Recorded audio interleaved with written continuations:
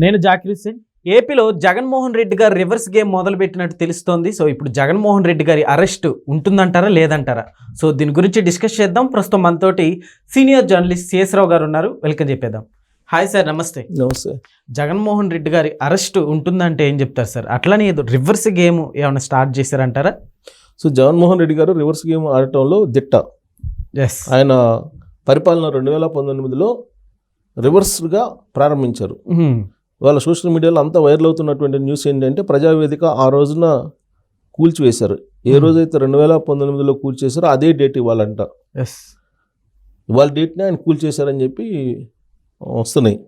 సరే, అది అలా ఉంటే ఆయన అరెస్ట్ చేస్తారా లేదా అనేది అంతులేని కథలాగా వినిపిస్తుంది. ఎస్ సార్, అవును. మరి ఏ కేసులో అరెస్ట్ చేస్తారు? అనేక కేసులు ఉన్నాయి ఆయన మీద. ఏ కేసులో అరెస్ట్ చేస్తారు అని అంటే ఏ కేసు వచ్చినప్పుడు ఆ కేసులో అరెస్ట్ చేస్తారని ప్రచారం జరుగుతుంది. ఇప్పుడు తాజాగా ఏం కేసు? పల్నాడు, అంతే కదా, పల్నాడు కేసు. పల్నాడులో ఆయన వెళ్ళిన సందర్భంగా సింగయ్య అనే అతను జగన్మోహన్ రెడ్డి గారి కాన్వాయ్ కింద పడి చనిపోయారు. ముగ్గురు చావుకు కారణమయ్యారు. సింగయ్యది చనిపోయారు. సింగయ్యది డైరెక్ట్గా ఆయన కారు కింద పడి చనిపోయారు. ఆ కేసులో ఆయన A2గా ఉన్నారు. A1గా ఎవరున్నారు? రమణారెడ్డి అనేటువంటి డ్రైవర్ ఉన్నారు. ఆ డ్రైవర్ని అరెస్ట్ చేశారు. డ్రైవర్ దగ్గర నుంచి వాంగ్మూలం తీసుకున్నారు. ఆ వాంగ్మూలంలో ఏమడిగారు ఆయన్ని? ఇది జగన్మోహన్ రెడ్డి గారికి చెప్పారా లేదా మీరు? మనిషి అయితే నీ కారు కింద పడినది నువ్వు గమనించావు కదా అని అంటే గమనించానని చెప్పి చెప్పారట విచారణలో ఆయన, రమణారెడ్డి అనే డ్రైవరు. మరి గమనించినప్పుడు నువ్వు జగన్మోహన్ రెడ్డి గారికి ఈ విషయాన్ని చెప్పావా లేదా అని అంటే ఆయన నేను తెలియజేశాను, చెప్పాను అని చెప్పారట రమణారెడ్డి డ్రైవరు. ఆయన వాంగ్మూలం మేరకు జగన్మోహన్ రెడ్డి గారిని అరెస్ట్ చేస్తారు అనేటువంటిది వినిపిస్తుంది. ఎందుకనంటే జగన్మోహన్ రెడ్డి గారు వాంగ్మూలం తీసుకోవడానికి తాడేపల్లికి ఆల్రెడీ 2 రోజుల క్రితమే వెళ్ళారు పోలీసులు. కానీ ఆయన అక్కడ లేరు. ఎక్కడున్నారంటే బెంగళూరులో ఉన్నారని చెప్పారు. బెంగళూరు అక్కడ ఉండేటువంటి అలహంకా ప్యాలెస్కు ఫోన్ చేశారు. ఫోన్ చేస్తే లేరు, ఇక్కడ విక్టోరియా హాస్పిటల్కి వెళ్ళారు అని చెప్పారట. సో దాంతో జగన్మోహన్ రెడ్డి గారు వస్తే అరెస్ట్ చేస్తారు ఆంధ్రప్రదేశ్ పోలీసులు అనేది అనుకున్నారు సహజంగా. కానీ ఆయన ఏం చేశారు? ఇప్పుడు తాజాగా ఇప్పుడు ఆ కేసుని కొట్టేయాలని చెప్పి క్వాష్ పిటిషన్ వేశారు హైకోర్టులో. ఈ క్వాష్ పిటిషన్ మీద వాద ప్రతివాదనలు జరుగుతూ ఉన్నాయి. లంచ్ మోషన్ మూవ్ చేశారు. లంచ్ మోషన్ మూవ్ చేస్తే హైకోర్టు ఏం చేసింది? రేపటికి వాయిదా వేసింది. సో కాబట్టి రేపటికనంటే ఈ లోపుగా అరెస్ట్ చేయిస్తారు పోలీసులు. రేపటికి వాయిదా వేశారు కాబట్టి క్వాష్ పిటిషన్ మీద విచారణ ఈరోజు అరెస్ట్ చేసే అవకాశం ఉంది అనేది సర్వత్రా సోషల్ మీడియాలో వినిపించింది. దానికి తగిన విధంగా తాడేపల్లి ఆయన ఇంటి చుట్టూరు పోలీసులు మోహరించి ఉన్నారు. ఏ క్షణమైనా ఆయన అరెస్ట్ చేసే అవకాశం ఉంది అనేదంతా వినిపిస్తుంది. అసలు తాడేపల్లి ఎందుకు వచ్చారు ఇవాళ బెంగళూరు నుంచి అని అంటే ఆయన పార్టీ విస్తృత స్థాయి సమావేశం ఏదో పెట్టుకున్నారట. ఆ విస్తృత స్థాయి సమావేశం పెట్టుకొని ఏడాది పాలనలో సుపరిపాలన అనేటువంటి మీటింగ్ పెట్టుకున్నారు చంద్రబాబు నాయుడు గారు.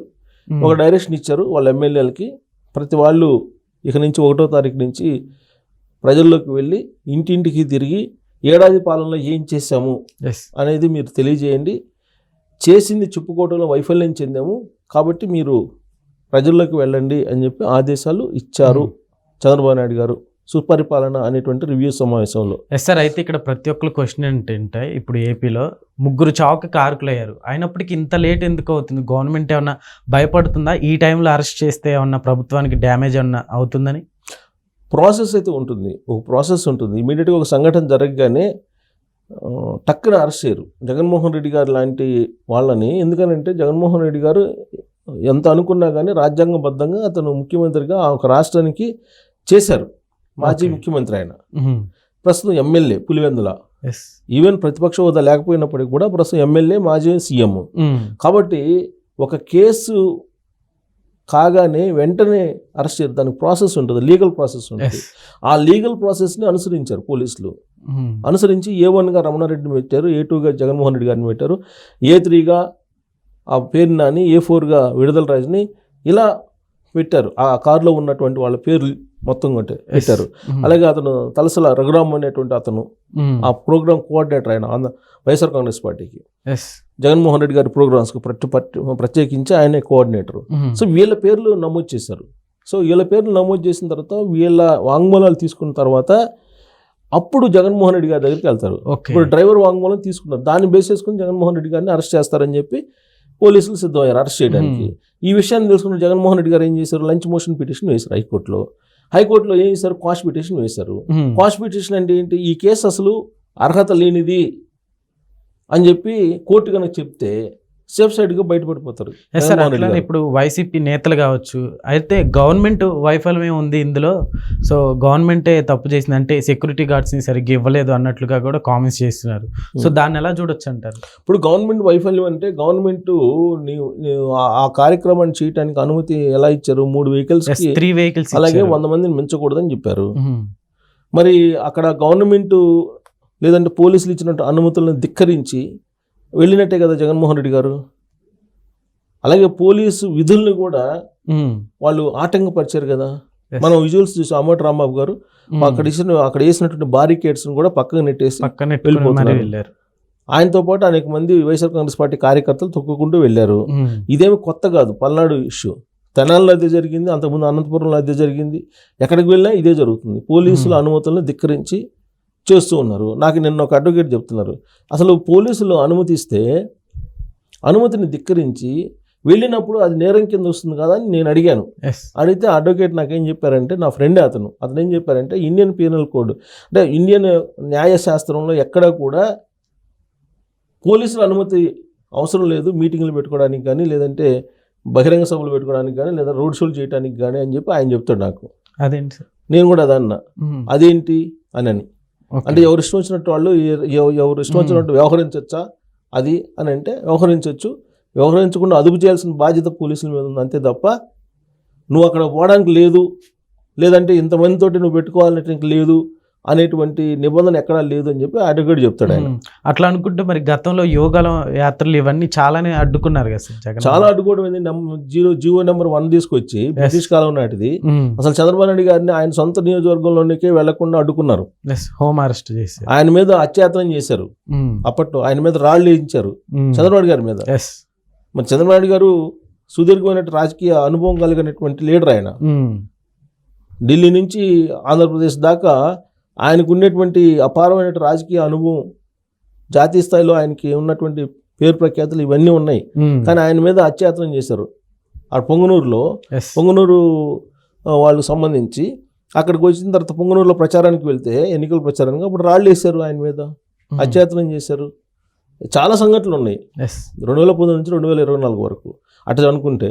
సో సరే, వాళ్ళు చేస్తారా వీళ్ళు చేస్తారా అని కాదు, ఆ సింగయ్య అనే అతను కారు కింద పడి చనిపోయారు, దానికి సంబంధించిన ఎవిడెన్స్ ఉంది. ఆ ఎవిడెన్స్ ఆల్రెడీ ఫుటేజ్ ఉంది, దాన్ని ఫోరెన్సిక్ సైన్స్ ల్యాబ్కి కూడా పంపిస్తున్నారు. పంపించిన తర్వాత అది ఎలాగో నిర్ధారణ అవుతుంది, అప్పుడైనా కేసు నమోదు చేయాల్సింది. అయితే ఇక్కడ లాజిక్ ఏంటంటే, జగన్మోహన్ రెడ్డి గారికి ఏం సంబంధం, ఆయన ఒక ప్రయాణికుడు కదా అంటున్నారు. కాదు, ప్రయాణికుడు కాదు, ఆయన వస్తున్నాడు అని అంటే అక్కడ ఉండేటువంటి ప్రజలు వస్తారు కాబట్టి, ఆయనకు ఉండేటువంటి ఇబ్బందులు మాకు తెలుసు కాబట్టి మేము ముందే చెప్పాం, హెచ్చరించాం. కానీ ఆయన మమ్మల్ని ధిక్కరించి వెళ్ళారు కాబట్టి ఈ సంఘటన జరిగింది. అంటే హత్యకు ప్రేరేపించాడు ఆయన. మన భారత న్యాయ సంహిత ఏం చెప్తుందంటే, హత్య చేసినటువంటి వాడి కంటే హత్యను ప్రోత్సహించినటువంటి వాడే పెద్ద శిక్ష అర్హుడు అని చెప్పి చెప్తుంది. కాబట్టి ఈ హత్యకు కారకుడు ఎవరు, ఈ హత్యని ప్రోత్సహించింది ఎవరు అంటే జగన్మోహన్ రెడ్డి గారు అని చెప్పి పోలీసులు ఆ యాంగిల్లో కేసు నమోదు చేశారు. సార్, ఇక్కడ ఒకవేళ సింగయ్య ఫ్యామిలీ కేసు ఏమొద్దు మాకు అని ఒకవేళ ఇట్లా కాంప్రమైజ్ అయిపోతే కేసులు ఏమైనా ఉంటాయి అంటారా? కాంప్రమైజ్ అయినా కానీ ఇది ఒక రకంగా చెప్పాలంటే మర్డర్ కేసు. ఇది ఒక రకంగా చెప్పాలంటే మర్డర్ కేసు. దాన్ని యాక్సిడెంట్ అని చెప్తున్నారు వాళ్ళు, కాదు ఇది మర్డర్ కేసు అని చెప్తున్నారు పోలీసు. ఎందుకంటే మా అనుమతులను ధిక్కరించి వెళ్ళారు కదా, కాబట్టి అది మర్డర్ కేసు అని అంటారు వాళ్ళు.